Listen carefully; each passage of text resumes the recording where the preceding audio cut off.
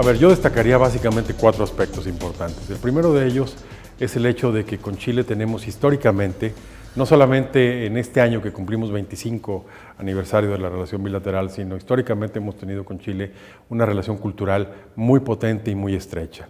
Me gustaría recordar que en los años 20 Gabriela Mistral participó de manera muy activa en la construcción del nuevo Ministerio de Educación Pública que en aquella época México estaba naciendo.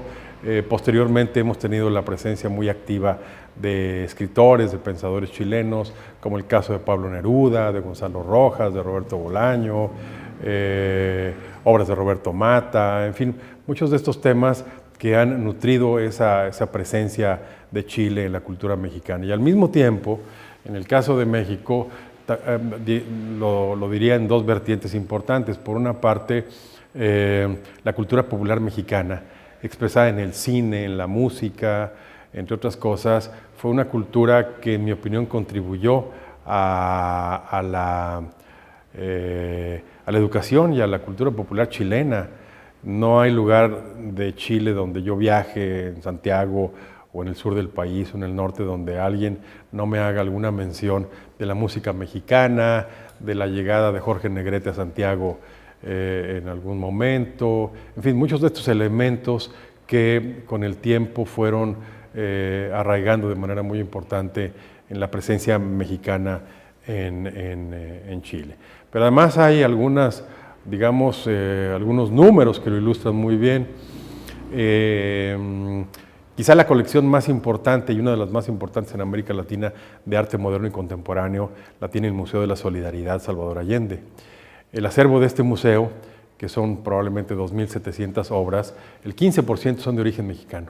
Fueron donaciones de pintores mexicanos o de pintores no mexicanos, pero que residían o residen en México como un gesto de solidaridad, primero al gobierno de la Unidad Popular y después al periodo del exilio y de la resistencia, como se ha denominado. Y al mismo tiempo, en México existen, por ejemplo, posiblemente es el país donde hay más escuelas en México que lleven el nombre de Gabriela Mistral y de Pablo Neruda.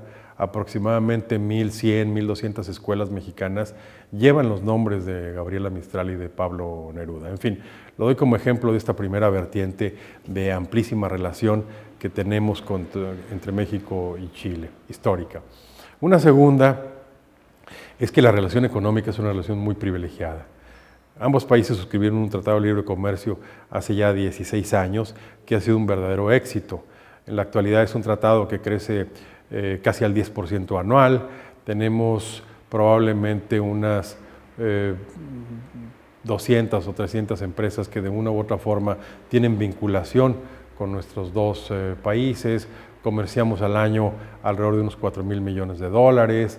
Tenemos una inversión de aproximadamente 5 o 6.000 millones de dólares, de los cuales la mayor parte es inversión mexicana en Chile y alrededor de unos 1.000 millones de dólares de Chile en México. En fin, nos da esto una evidencia muy medible, muy cuantificable del dinamismo que ha alcanzado la relación y siguen creciendo las operaciones de ambos países recíprocamente.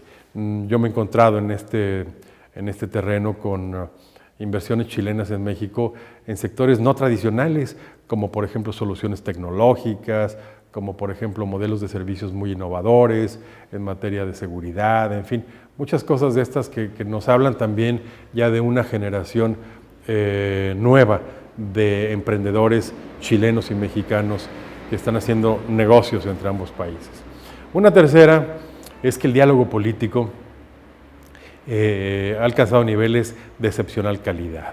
Yo diría que con Chile, del conjunto de América Latina y muy particularmente de Sudamérica, probablemente tengamos la mejor relación de más alta calidad en distintas materias, pero particularmente en el diálogo político, lo cual se expresa en el número de veces que se han encontrado los presidentes Peña Nieto de México y la presidenta Bachelet de Chile. Se han visto en distintos formatos a lo largo de este último año alrededor de 7 veces, lo cual es un número bastante relevante en esta relación.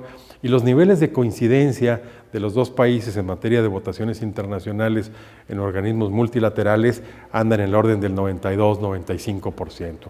Es decir, esto también nos refleja lo estrecho, lo sólido que es el andamiaje de de carácter político entre los dos países.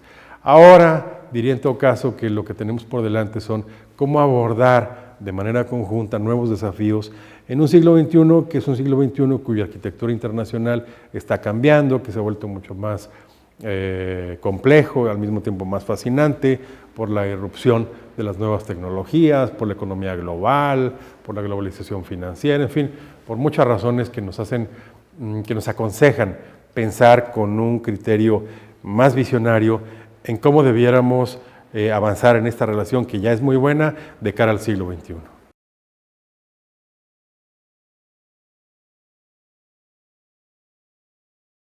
Bueno, en el marco de este diálogo político y de estas relaciones de cooperación también tan importantes, tenemos ya un número de instrumentos que hemos firmado ambos países que son sin duda alguna de lo más relevante. Quisiera referirme, por ejemplo, a la participación de México en operaciones de paz de la mano del Comando de Chile en Haití, por ejemplo. Me gustaría también citar las elevadísimas operaciones de intercambio de capacitación entre nuestras Fuerzas Armadas, que es sin duda alguna muy robusto y muy numeroso. En el último año yo contaría probablemente 35, casi 40 puntos o diversos esquemas de colaboración entre las Fuerzas Armadas de los dos países. Y me gustaría en todo caso destacar un elemento que ese sí es muy pionero de México y Chile. México y Chile suscribieron en 2006 un instrumento para crear el Fondo Conjunto de Cooperación México-Chile, que empezó a trabajar en el año 2007. Es un mecanismo mediante el cual los dos países hacen una aportación anual a ese fondo para apoyar proyectos de investigación, proyectos de desarrollo, de emprendimiento, proyectos culturales, proyectos educativos, proyectos en materia de competitividad. Y ese fondo ha empezado a hacer también acciones de cooperación triangular en distintos países en Centroamérica o en el Caribe, particularmente en el caso de Haití. Hasta la fecha llevamos ya aprobados y financiados aproximadamente 70, 74 proyectos de los dos países con resultados muy sorprendentes en materia de cooperación en áreas como, por ejemplo, desarrollo del sector primario, por ejemplo, caprino, o bien desarrollo del sector vitivinícola en México con asesoría chilena, o bien proyectos en materia de capacitación docente o de artesanos, en fin, la variedad de áreas y de disciplinas es muy relevante. Yo diría que este es un mecanismo pionero.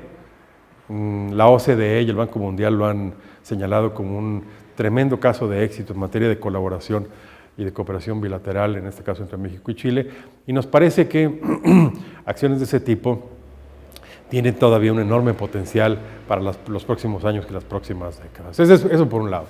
Y por otro lado, lo que también debemos pensar, si queremos ser visionarios, es cómo articular esfuerzos conjuntos de cooperación, de colaboración en materia de investigación científica y desarrollo tecnológico, en materia de innovación y en materia de emprendimiento que nos permita agregar valor a las economías de ambos países y en particular a sus matrices productivas y a sus matrices exportadoras, de tal manera que podamos tener que podamos impulsar esquemas en donde estos esfuerzos en educación, en ciencia y tecnología, enriquezcan la complejidad de cada una de las dos economías y de esta manera podamos competir mejor en un mundo globalizado.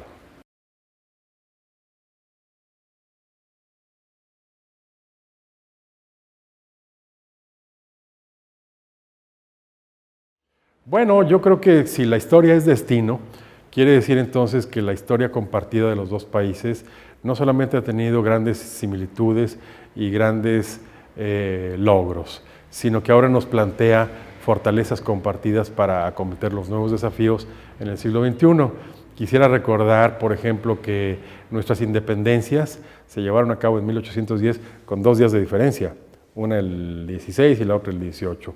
El primer tratado de amistad, de comercio y de navegación que México firmó ya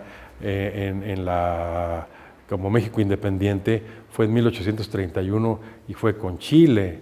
Y de entonces a la fecha, los distintos ejemplos y muestras de colaboración y cooperación nos hacen valorar o bien revalorar que esta historia compartida ha generado raíces muy profundas de amistad, de colaboración, de afecto y de solidaridad.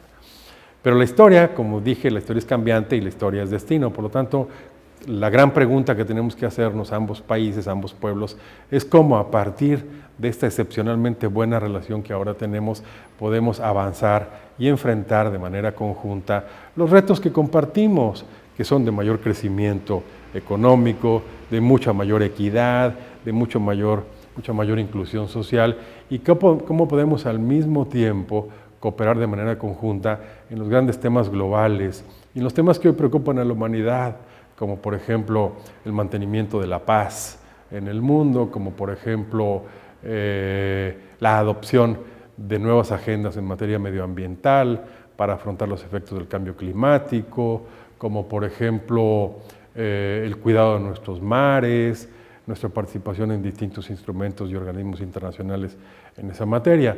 En fin, como comprenderá, la agenda es muy variada, muy enriquecedora y al mismo tiempo muy desafiante y fascinante para los dos países. De manera tal que el mensaje es que creo yo que lo mejor sin duda está por venir en esta relación tan importante. Muchas gracias.